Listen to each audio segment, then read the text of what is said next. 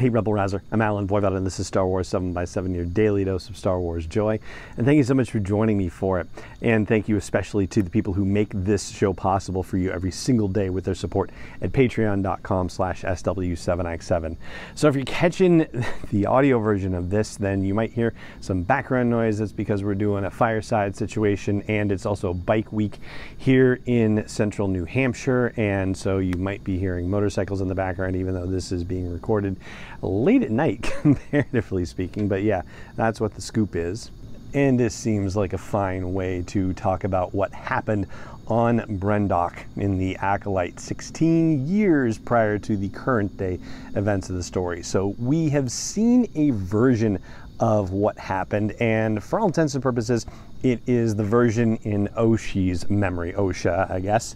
So Osha tells us that she wanted to go with the Jedi, and May did not want her to go, and May actually was so upset that she was willing to kill Oshi in order for her not to go. And so she trapped Oshi in her room, put a fire in play basically that would then burn through the door and go into the room. Oshi was able to escape and found her way down to where their power generator situation was, but the fire had spread by that point, and there was a big problem with the generator that was blowing up, and there were rocks falling. It was compromising the integrity of the fortress that they were living in. And there was, of course, this bridge that May and Osha met each other across, but because of everything going on, it got smashed in half and they were separated. They were telling each other to jump to each other, and neither of them would. And then Oshi asked May what was going on with their mother. May said, "Mom is dead." And what have you done? They accuse each other. What did you do? What did you do? And then, of course, the bridges start falling. Both May and Osha are falling, and Sol arrives just in time to rescue just one of them, which, of course, is Osha. And as Sol is bringing Osha out of the fortress complex, they pass by a number of bodies laying in an open area, and then near the exit they find Mother Anastasia, and Osha has to be dragged out by Sol away. And at the end of it, back on the Jedi ship that's heading for Coruscant, Osha asks what happened, and Sol says that May started a fire and it destroyed everything. So that is what Osha knows. From what we additionally saw, there are a few other conclusions that we can arrive at, basically. Number one, May did not kill her parents. This seems highly unlikely. May loved her parents, as we saw in the episode, and she fully wanted to go through this ascension ceremony. She was psyched for the situation. So yeah, there's no reason to think that she wanted to kill the rest of the women that were part of this coven, let alone her mothers, right? It was only Osha that she had a problem with. And the Jedi, of course, for that matter. And Mother Anastasia also had a problem with them, but so did Mother Coral, who was Mother Anastasia as well. We don't necessarily know if they were officially married or together, but certainly, they are each other's significant others.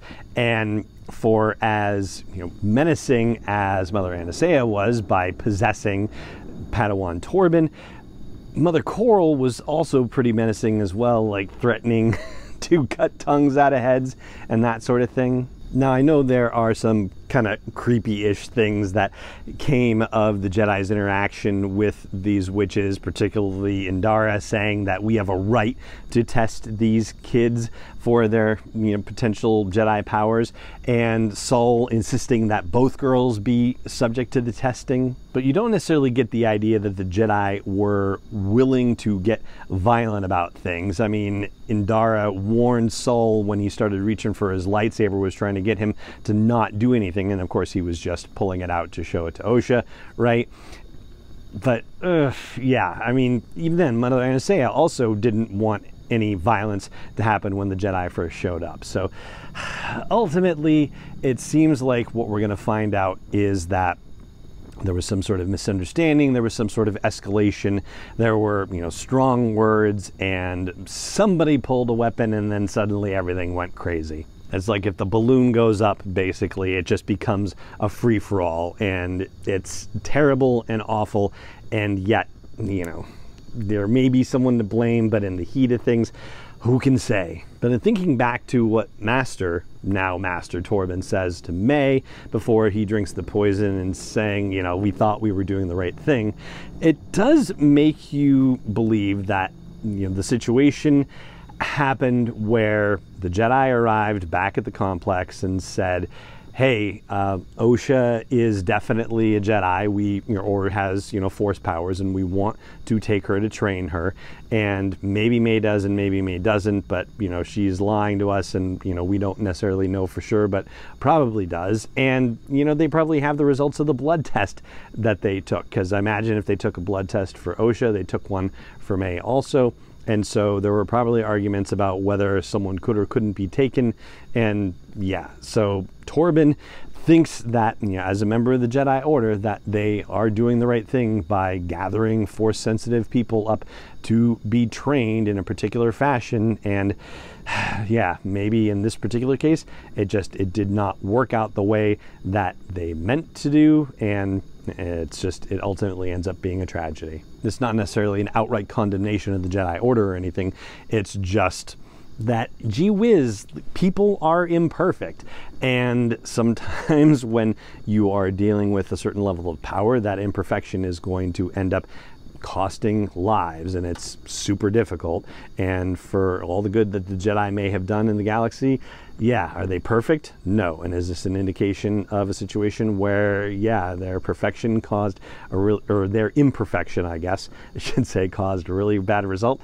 That does seem like what we are going to be discovering here. So that's what I think happened with what went down on Brendok all those years ago, and I'd love to hear what you think. So if you're catching this on YouTube, comments are right there. If you're catching this on Spotify, the Q&A section's right there, so leave your answers there. Anywhere else, please head over to the blog post for this show's episode at sw7x7.com and let me know what you think. And that is going to do it for this episode of the podcast. If you enjoy the show, I hope you'll consider helping me get it out to more people. You can do that by just telling people you know that the podcast exists for them. You can leave ratings and reviews and likes and comments and follow and subscribe and join and do all that fun stuff. That would be really awesome. And you can even go one step further and help me produce this podcast on a daily basis. You can learn more about that at patreon.com/SW7x7. That's what Cato is telling you to do too. And it just remains for me to say thank you so much for joining me for this episode, as always, and may the Force be with you, wherever in the world you may be. 7x7 is not endorsed or sponsored yet by Lucasfilm Limited, Disney, or 20th Century Fox, and is intended for entertainment and information purposes only. Star Wars, the Star Wars logo, all names and pictures of Star Wars characters, vehicles, and any other Star Wars related items are registered trademarks and/or copyrights of Lucasfilm Limited, or their respective trademark and copyright holders. May the Force be with them. All original content is copyright by Star Wars 7x7. We hope you love it.